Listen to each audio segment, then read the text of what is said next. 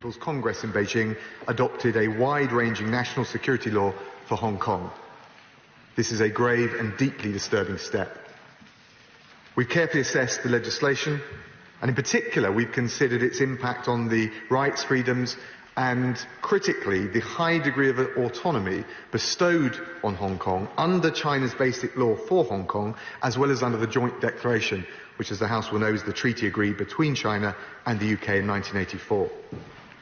So, Mr. Speaker, today I have the depressing but necessary duty to report to the House that the enactment of this legislation imposed by the authorities in Beijing on the people of Hong Kong constitutes a clear and serious breach of the joint declaration. Let me explain to the House the grounds for this sobering conclusion. First, Mr. Speaker, the legislation violates the high degree of autonomy, executive and legislative powers and independent judicial authority provided for in paragraph 3 of the joint declaration. The imposition of this legislation by the government in Beijing, rather than it being left to Hong Kong's own institutions, is also, it should be noted, in direct conflict with Article 23 of China's own basic law for Hong Kong, which affirms that Hong Kong should bring forward its own national security legislation.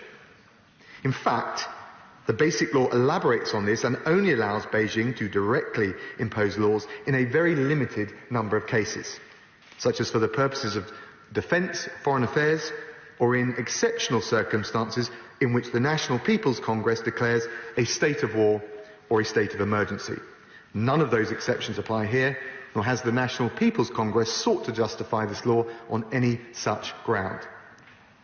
Second, Mr. Speaker, the national security legislation contains a slew of measures that directly threaten the freedoms and rights protected by the joint declaration.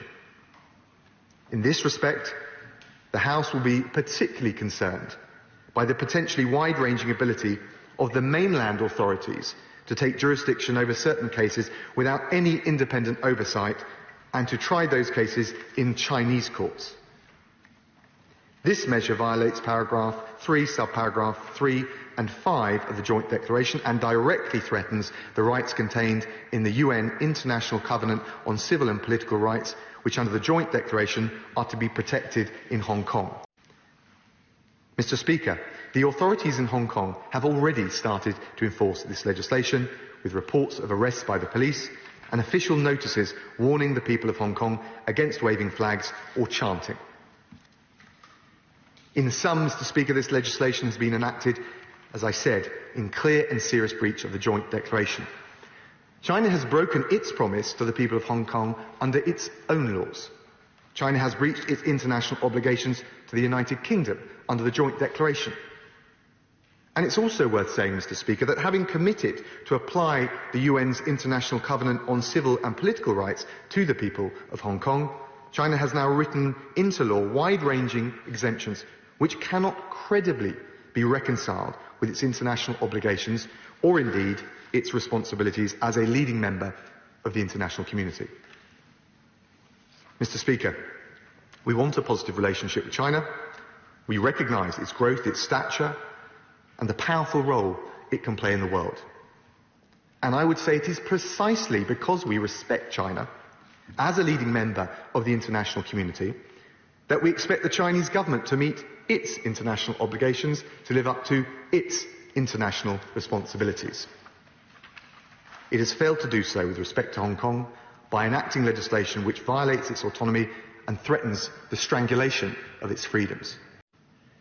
For our part, Mr. Speaker, the Prime Minister and the Government are crystal clear.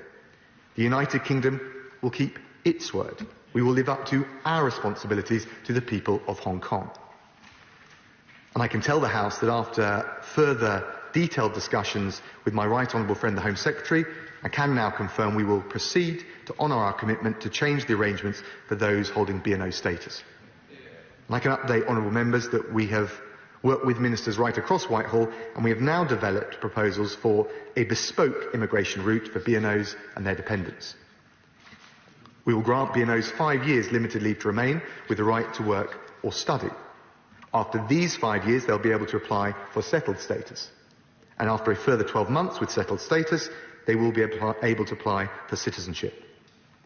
This is a special, bespoke set of arrangements developed for the unique circumstances we faced and in light of our historic commitment to the people of Hong Kong.